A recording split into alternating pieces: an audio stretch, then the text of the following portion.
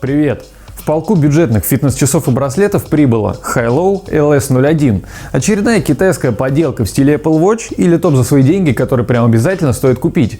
Правда, как обычно, где-то посередине. Эти часы есть за что как похвалить, так и поругать. Присаживайтесь поудобнее, давайте разбираться.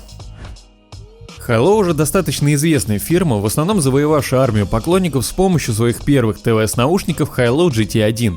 И вот на одной краудфандинговой китайской платформе Hilo разместили проект фитнес-часов, который, конечно, выстрелил. Проект набрал более 100 тысяч заказов, так что LS01 быстро запустили в производство. Правда, изначальная цена на них была в районе 17 баксов, но сейчас на Алиэкспрессе дешевле 25-26 найти нереально. Начнем мы, пожалуй, с позитивного. Внешне часы от Hilo получили симпатичными. Модель представлена в двух цветах, черный и белый. Мне в этот раз захотелось посветлее. Конечно, материал часов максимально бюджетный. Корпус, хоть и может показаться, что это металл, на самом деле пластиковый.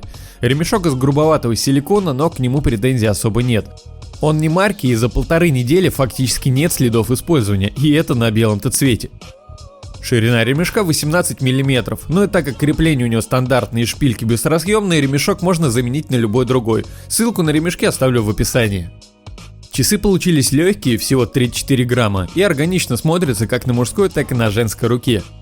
Экран прикрывает стекло с небольшим 2,5D закруглением по краям. И пока каких-либо царапин на нем тоже не наблюдается, но будьте уверены, через месяц-два они 100% появятся. Так что или миримся с этим, или ищем пленки на Али, которых пока особо нет. Кстати, о комплекте. Тут только самое нужное. Сами часы и магнитная зарядка. Часы она удерживает довольно крепко. Экран. Он неплохой.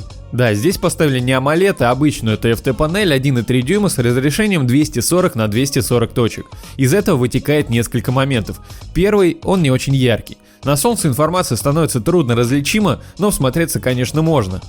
Второй момент, никакого Always On дисплея тут, конечно, нет, так что для активации экрана нужно ли сделать взмах запястьем, предварительно включив эту функцию в настройках, или нажать на кнопку справа.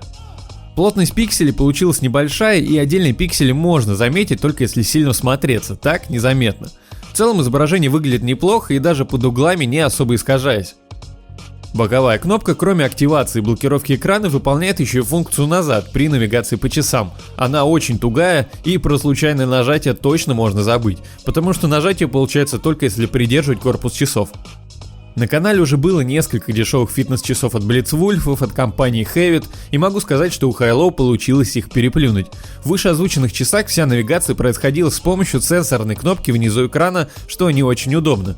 В Hilo же сам экран сенсорный. Свайпом вверх можно увидеть показатели на текущий день. Свайпом вправо открывается шторка, в которой можно настроить постоянный мониторинг пульса, активацию экрана по поднятию руки, режим не беспокоить и поиск телефона. Свайпом вниз открываются 10 последних уведомлений, которые, конечно же, при желании можно стереть. На одном экране максимум помещается 100 символов, а максимальная длина уведомления 125 символов с пробелами. Шрифт, конечно, мелковатый, увеличить его нельзя, и тут появляется первое ограничение. Вся связь с часами осуществляется с помощью фирменного приложения с Play Market Hilo Sport. Оно изначально на английском языке, есть там, конечно, корявый перевод на русский, но советую его не качать по нескольким причинам. Первое особенно актуально, если у вас китайская версия часов, которая, кстати, и у меня. Как вы могли заметить, весь интерфейс часов на русском языке, хотя они должны быть на китайском. Все благодаря энтузиастам на одном российском форуме, которые немного поправили официальное приложение. Часы, синхронизируясь с этим приложением, становятся на русском языке. И вторая причина, в версии с Play Market, ну или App Store, уведомления возможно выбрать только из WhatsApp и SMS. В этом же приложении список уже побольше, есть и Telegram, Instagram, ВКонтакте, но свои приложения добавлять нельзя, как, к примеру, можно делать на том же Mi Band. Ссылку на приложение также оставлю в описании. В остальном же работа с уведомлениями осуществляется стабильно, все приходит моментально. На звонки часы тоже реагируют, показывая единственную клавишу «Отбой». И именно поэтому Hilo LS01 это не смарт-часы, а фитнес. Впрочем, с учетом цены к ним претензий по этой части особо и нет. В них нет микрофона, динамика, конечно нет NFC, GPS и нет сторонних приложений. В основном меню, которое вызывается свайпом влево, есть всего несколько пунктов. Первый — раздел «Спорт» с 9 видами тренировки, из которых максимум отображается только 8. В отличие от Mi Band 4, Hilo LS01 во время пробежки не подтягивает GPS с телефона. Единственное, как можно GPS задействовать, запустить тренировку через приложение. Но карты там пока стоят какие-то китайские и у меня почему-то вообще не грузятся. Так что пока с оптимизацией все грустно. Но точность шагомера хорошая. На 100 фактически пройденных шагов Hilo насчитали 102 шага. А вот режима плавания тут нет и неспроста. Влагозащита заявлена IP68, так что максимум помыть руки, ну и возможно душ. Но это не точно. И из жирных плюсов во время тренировки можно переключать музыку с часов. Наконец-то до этого додумались. Часы фиксируют и сон, показатели которого можно посмотреть только через приложение, но точность не очень. В один день я проснулся в 8:30 утра и дальше час читал книгу в кровати. И Hilo зафиксировали, что до 9:30 я спал крепким сном. Следующий пункт – это пульс. Думаю, ничего не нужно будет говорить про точность после того, как вы увидите, что пульс часы меряют у всего. У мешочка из кожзама, да даже и просто у воздуха. Состояние покоя значения иногда бывают близки к Mi Band 4, ну в общем для галочки.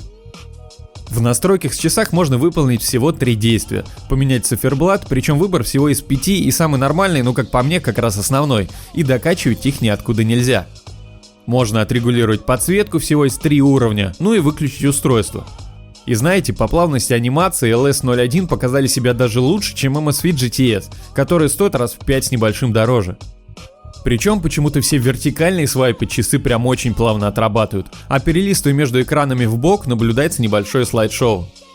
Что касается автономности, в Hilo поставили аккумулятор на 210 мАч и заявляет автономность до 14 дней.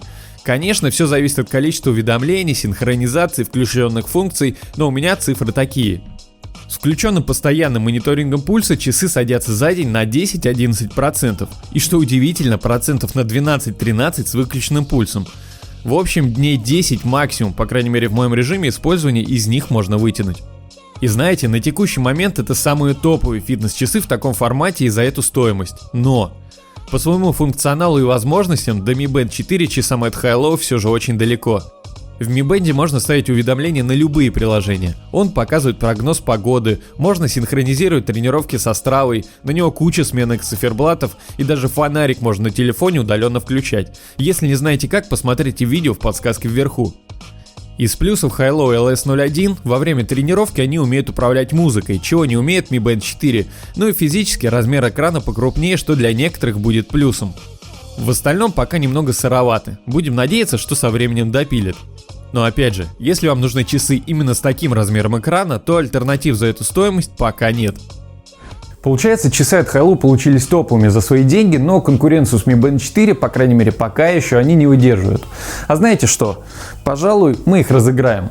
Условия будут, как всегда, самые простые. Лайк, подписка и комментарий. В комментарии напишите, почему часы от Hilo вам понравились, но или наоборот не понравились. Итоги подведем через месяц в прямом эфире. Более подробные условия будут, как всегда, в описании. Если в течение ближайшего времени будут какие-то изменения по программной части, в прикрепленном комментарии я их укажу. Ну а на сегодня все. Всем удачи в розыгрыше и до встречи в следующих видео. Пока!